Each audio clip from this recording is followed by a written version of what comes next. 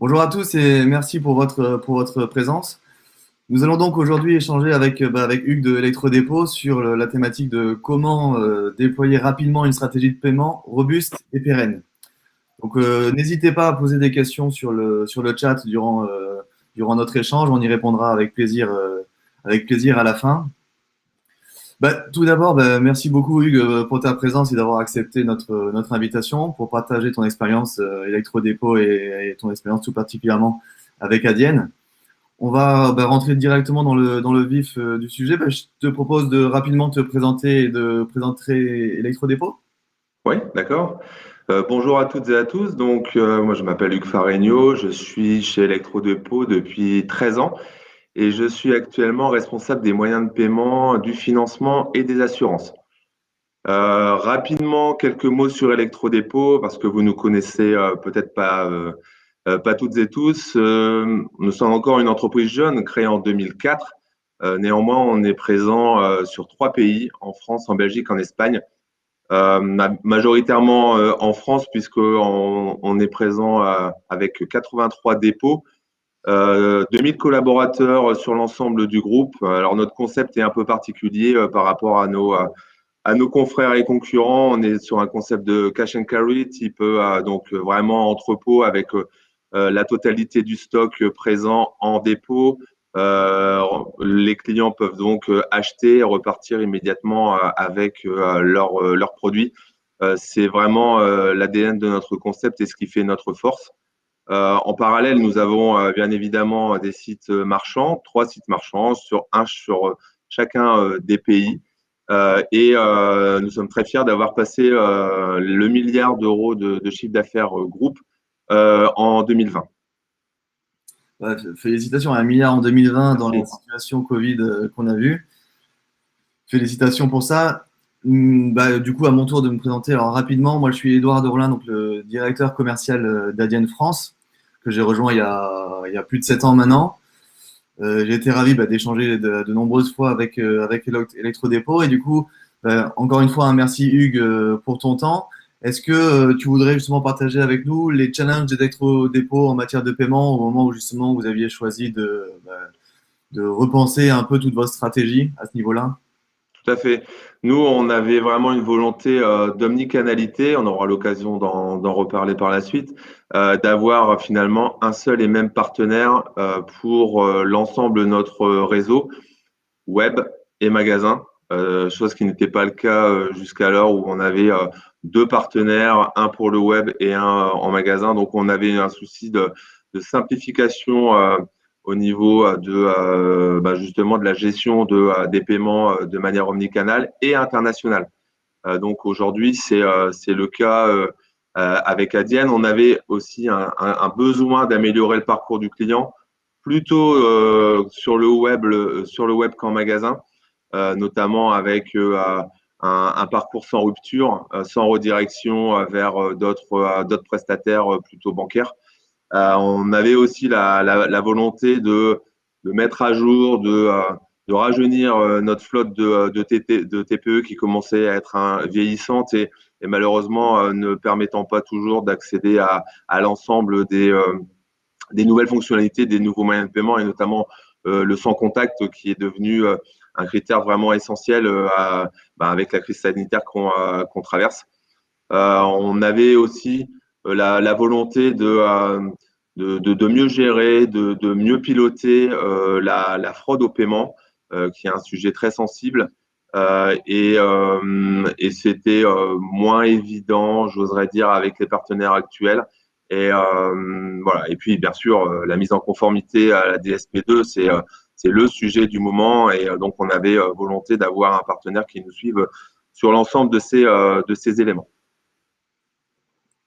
C'est super intéressant, parce que justement, les enjeux dont tu parles, c'était exactement nous les enjeux sur lesquels on travaille en premier avec nos partenaires, avec les enseignes.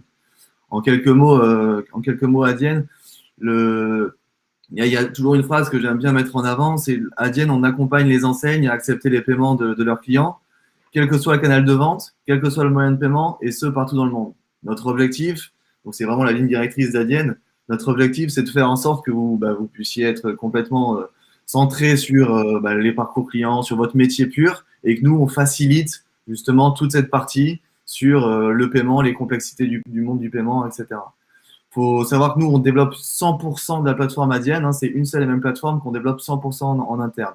On n'a jamais racheté une autre entreprise pour aller plus vite, pour grandir plus vite, etc. À chaque fois, on veut tout développer nous-mêmes pour avoir 100% de la maîtrise de notre produit. Et justement, tout à l'heure, tu parlais du sans contact, Apple Pay, Google Pay, etc.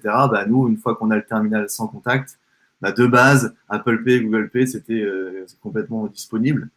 On a vraiment une présence locale en France où on est plus de 50 personnes avec des account managers. Hein. Toi, tu échanges beaucoup avec Benjamin, des implementation managers, où justement notre rôle, c'est en amont de vous accompagner et puis après de justement suivre le déploiement avec toujours la même philosophie, essayer de vous accompagner avec une vision globale pour, comme tu disais, hein, avoir une seule solution partout dans le monde, mais aussi une vision locale. Et c'est pour ça que dans tous les pays, on a une présence locale pour pouvoir bien connaître le marché, bien vous conseiller. Et typiquement en France, hein, dès le début d'Adyen, on avait carte bancaire.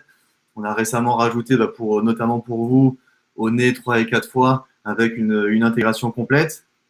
Parce que comme vous voyez sur cette slide, hein, historiquement, le monde du paiement était très fractionné, très fragmenté, avec beaucoup d'acteurs sur chacun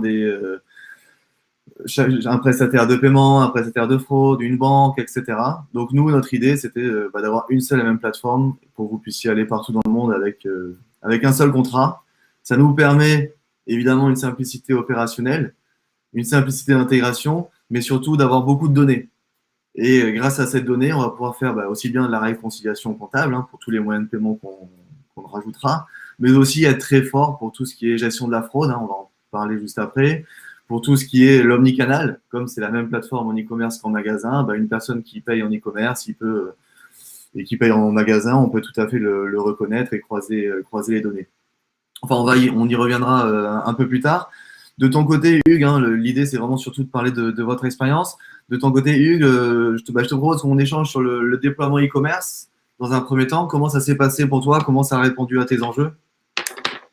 Écoute, nous, ça a parfaitement répondu à nos enjeux du fait de la simplification et ton schéma sur le slide précédent était très clair et c'est aussi ça qui nous a permis de nous décider, c'est la simplification. Un des concepts, une des valeurs d'Electrodépôt, c'est justement la simplicité et le fait de n'avoir plus qu'un seul interlocuteur sur nos paiements, sur la fraude, permettant d'intégrer de nouveaux moyens de paiement, etc., c'était vraiment un des éléments forts. Et aujourd'hui, c'est ce qui a été rendu possible. Dans le déploiement e-com. Nous, on a la particularité de travailler sous le module Magento 2. Donc, c'est pour certains acteurs, c'est une particularité bloquante.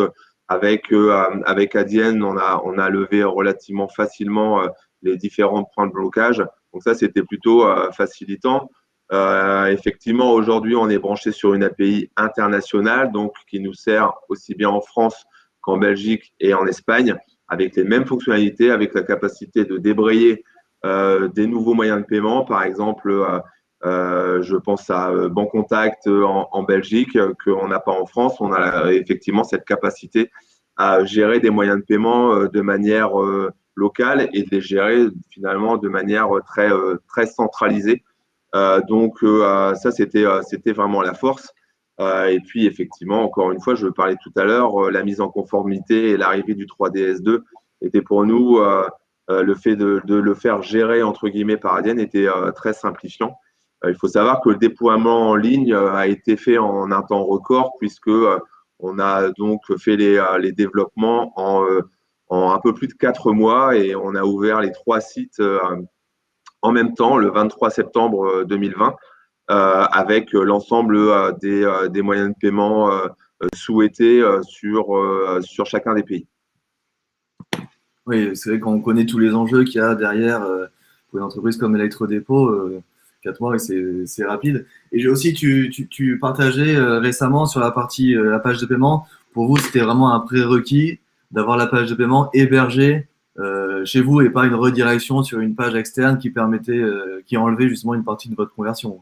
Tout à fait. En fait, ça, c'était un des points majeurs. J'en ai parlé tout à l'heure dans les objectifs principaux. Et c'est vrai que le parcours plus fluide, sans rupture, côté web, c'était vraiment essentiel. Aujourd'hui, on avait mesuré qu'entre 15 et 20 de notre flux donc de clients présents sur le checkout et devant sortir du site électrodépôt pour s'authentifier côté bancaire, on avait 15 à 20 de perte de clients. Donc, c'était colossal. Donc, le fait de pouvoir rester finalement hébergé, encapsulé dans le site électrodépôt.fr ou .be ou .es, c'était vraiment primordial pour nous. Et effectivement, aujourd'hui, le client finalement valide son paiement sur notre site et n'est plus redirigé vers l'extérieur. Donc, on avait cet enjeu finalement de 15 à 20 de business perdu avec finalement la volonté justement d'aller chercher ces résultats. C'est c'est du travail, ce qu'on dit souvent, nous, les enseignes dépensent souvent des millions d'euros sur tout le trajet pour récupérer des clients, l'amener sur le site, etc. Et parfois, la partie paiement est un peu sous-estimée, alors que c'est le moment où il faut justement convertir. Et comme tu dis, 15-20% de conversion, enfin, c'est énorme. Si c'est juste la dernière page qui est améliorée, félicitations pour ces beaux chiffres. Et du coup, nous, de notre côté, c'est vraiment exactement les éléments sur lesquels on veut travailler parce que c'est des éléments qui sont, à notre sens, clés pour augmenter votre chiffre d'affaires.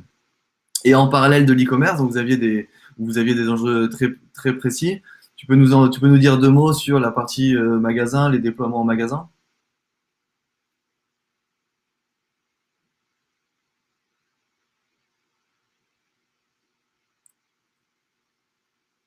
Alors, est-ce que Hugues, tu es toujours là?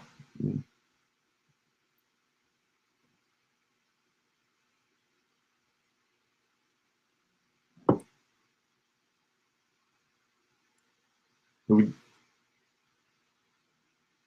Alors, visiblement, Hugues a un petit souci de connexion. Le temps qu'il arrive. Donc, le point dont vous voulez parler, donc là, c'est sur le déploiement en magasin. Je suis là. Parfait. Donc, Désolé pour cette petite coupure réseau. C'est les joies du. non, pas de problème. Du coup, je te demandais si pour la partie déploiement en magasin, là où tu nous as un peu parlé des enjeux en e-commerce, est-ce Ouais. que vous avez fait? Donc, Alors, sur la partie. les enjeux en magasin étaient moins forts car on ne souhaitait pas renouveler ou en tout cas proposer de nouveaux moyens de paiement. Ce qu'on voulait, c'était fiabiliser les moyens existants. Donc, pour cela, effectivement, on a souhaité déployer également en magasin, en priorité sur la France, donc où on est les plus présents, donc avec 83 dépôts sur les 100 du groupe avec comme volonté de mieux gérer finalement le vrai enjeu, c'était de mieux gérer le sans contact et notamment tous les sans contact avec appli. On avait dans un cas sur deux des soucis, notamment avec Google Pay ou Apple Pay. Donc, on voulait fiabiliser ça. Donc, c'était un de nos enjeux. On a déployé donc un tiers de notre parc sur 2020, avant donc le gel applicatif de mi-novembre et pour éviter d'avoir des éventuels soucis d'intégration pendant la grosse période qui nous activait donc sur cette fin d'année. Donc, on a déployé un tiers de notre parc sur la fin d'année et on a repris en début d'année. Donc, à date, on a 100% de nos magasins français qui sont avec Adyen, avec des TPE nouvelle génération, tactiles, en couleur, qui gèrent parfaitement le sans contact sur l'ensemble des applis, l'ensemble des banques. Donc ça, c'est un vrai plus, notamment encore une fois par rapport à la situation sanitaire où les clients sont de plus en plus friands du sans contact. Et on va très prochainement attaquer le déploiement international, Belgique et surtout Espagne, où on a un gros attendu là-bas, où justement le paiement sans contact est extrêmement développé, avec une utilisation vraiment accrue des applis sans plafond, Et aujourd'hui, avec les terminaux de paiement qu'on utilise et les moyens qu'on a à notre disposition, on est bloqué avec des plafonds un peu identiques à ceux de la France. Et côté expérience client, c'est pas du tout optimum. Et le déploiement Adyen en Espagne est très attendu. Ça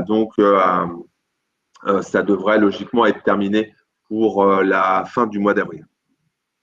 Je te confirme, il est attendu aussi de notre côté avec grand plaisir. Et du coup, donc tous ces chantiers, ils ont été menés en parallèle, aussi bien e-commerce que magasin. Est-ce qu'on peut maintenant en parler un peu des résultats que vous avez eus? Oui, oui, oui. Alors les résultats, hein, ils sont flagrants côté e-com. On a eu une vraie belle hausse du taux de transformation. Aujourd'hui, on la mesure environ 30% de hausse, liée en grande partie à l'intégration d'Adyen. On va quand même pas se le cacher. La bascule je vais dire, du client entre son achat physique vers l'achat e-com a entretenu et a boosté un peu plus fortement effectivement ce taux de transfo. Mais en tout cas, justement, cette rupture, cette redirection qui nous posait problème a été levée par une meilleure gestion du 3DS. Hein. Aujourd'hui, grâce au module antifraude intégré à la transaction, finalement, on arrive à mieux gérer et à appeler le 3DS que aujourd'hui dans 70% des cas, alors qu'avant on était à 100% des cas. Donc, on pilote beaucoup mieux la gestion de la fraude et donc le recours au 3DS et donc on fiabilise et on simplifie fortement le parcours du client. Et voilà, aujourd'hui, à date, on enregistre quand même une amélioration de 30% donc, de ce taux de transfo. Donc, c'est vraiment énorme. Et en parallèle, la fraude a été vraiment fortement diminuée. Aujourd'hui, on a à peu près diminué la fraude par 10. Donc c'est colossal. Et derrière la fraude, on y voit parfois que l'aspect financier, mais nous, on y voyait aussi et surtout l'aspect notoriété de l'enseigne. C'était important pour nous justement d'avoir un partenaire qui nous aide sur le sujet. Les résultats, ils sont encore une fois surtout portés par le e-com. Côté magasin, on a une simplification du parcours qui est difficilement mesurable et chiffrable, alors que sur l'e-com, c'est plutôt assez clair et net. Et nous, tous les points dont tu parles, hein, ça améliore aussi le taux d'autorisation. Tout est lié dans le paiement. Et comme tu dis, s'il y a moins de fraude, et ben, du coup, on va avoir une meilleure note auprès des banques qui vont accepter les paiements. Et du coup, comme on a une meilleure note, on va avoir une meilleure taux d'autorisation. Et comme on a un meilleur taux d'autorisation, on a une meilleure note. C'est vraiment un cercle vertueux qu'on essaye toujours d'avoir avec les enseignes et on a bien travaillé avec vous. Tout Adyen, à fait, tu as raison de le dire. Excuse-moi, je te coupe. Effectivement, j'ai parlé du taux de transfo. Le taux d'autorisation aussi a été mesuré. On a gagné 7 points. On a gagné 7 points sur la période. ce qui est, ouais, c'est énorme. Et du coup, voilà, c'est vraiment ça. C'est un tout et on est là pour travailler. Nous, on a une connaissance du marché global et vous avez une connaissance de vos clients. Donc, c'est vraiment un travail de nos deux équipes respectives qui font qu'au final, on arrive à avoir des résultats aussi probants. Et du coup, donc maintenant, il y a encore pas mal de projets dont tu as parlé, notamment l'international. Et alors, quels sont les projets pour l'avenir que tu vois et que tu as en tête? Alors là, effectivement, on en cite quelques-uns, mais globalement, aujourd'hui, on a un gros enjeu d'omnicanalité. On sait que euh, on doit avancer sur cette partie-là, commencer un parcours de paiement sur un canal, le web par exemple, le terminer en magasin ou inversement, la meilleure gestion des réservations par exemple, qui va nous permettre de justement euh, mieux gérer, mieux fiabiliser aussi la vente. Donc ça, c'est un projet qu'on a ensemble. Et tu en as cité quelques-uns. Adyen Giving, bah oui, c'est nous dans notre démarche RSE, on est en lien avec un grand nombre d'associations directement, soit gérées au niveau national, soit au niveau local. Et on veut rapidement mettre en place la notion de don, qui est proposée de manière native par Adyen, donc la fonctionnalité Adyen Giving, qui va nous permettre donc en ligne de caisse de pouvoir proposer aux clients de faire un don à une association sur laquelle on aura fait un petit marketing autour de ça. On a effectivement la refonte de l'application mobile qui va nous intéresser encore une fois dans le parcours client, dans le parcours de paiement sans rupture et dans encore une fois cette omnicanalité. Et puis on a des projets qui sont très très récents. La marketplace concernant le reconditionné, effectivement, c'est un projet électrodépôt sur lequel on a de grandes ambitions. C'est dans l'air du temps, le reconditionné, la réparabilité, le zéro déchet et Adyen s'inscrit aussi comme partenaire pour nous accompagner sur toute la partie paiement. Ça fait beaucoup de projets très orientés durables. Félicitations. Comme tu dis. Côté Adyen Giving, en plus, on peut peut-être en dire deux mots. Nous, justement, l'idée, c'est de faire en sorte que ce soit complètement transparent pour l'enseigne et que justement toute la réconciliation, la complexité de la réconciliation soit gérée par Adyen et que ça ne rentre pas dans vos flux de réconciliation. C'était juste, donc du coup, alors je vois que le temps passe très vite. On va pouvoir peut-être donner la parole s'il y a des questions. Alors je ne sais pas si vous avez des questions a priori, il n'y a pas de questions. Alors juste, moi de mon côté, Hugues, peut-être deux mots sur le Covid. On a vu une forte augmentation de la conversion e-commerce, etc. Sur le Covid, où l'impact qu'a eu le Covid pour vous en 2020? Nous, l'impact Covid, effectivement, il a été très fort, même si on a réussi à garder une activité, nos dépôts ouverts, mais on a vu un énorme transfert, j'en parlais un peu tout à l'heure, un énorme transfert de nos clients physiques, en tout cas qui font des achats physiques vers le e-com. Aujourd'hui, on a pratiquement triplé notre business e-commerce. Donc voilà, on a dû se réadapter sans cesse, que ça soit dans nos outils et aussi sur la partie logistique. Et effectivement, si on veut parler de l'apport d'Adyen sur le sujet, ça a été justement de pouvoir mettre en place la solution qui nous a aidé à passer le cap de ces transactions supplémentaires, notamment sur la partie e-commerce, sans aucune problématique recensée. Et ça, c'était aussi majeur pour nous de proposer une meilleure solution sans dégrader la solution existante, donc la qualité finalement quand même de paiement qu'on pouvait proposer à nos clients. D'ailleurs, je parlais aussi par rapport au déploiement e-com. Effectivement, on a fait ça en 5 mois et en 100% digitalisé, c'est-à-dire que malheureusement, on n'a pas pu faire de réunion physique et on a dû tout faire de manière par écran interposé. Donc, ça a été aussi une force d'Electrodépôt et d'Adyen de renforcer cette agilité entre nous et de pouvoir sans cesse se réinventer sur notre manière de construire les choses. Top. Merci beaucoup. Là, notre temps imparti est fini. Merci beaucoup pour cet échange et tout le feedback que tu as pu donner.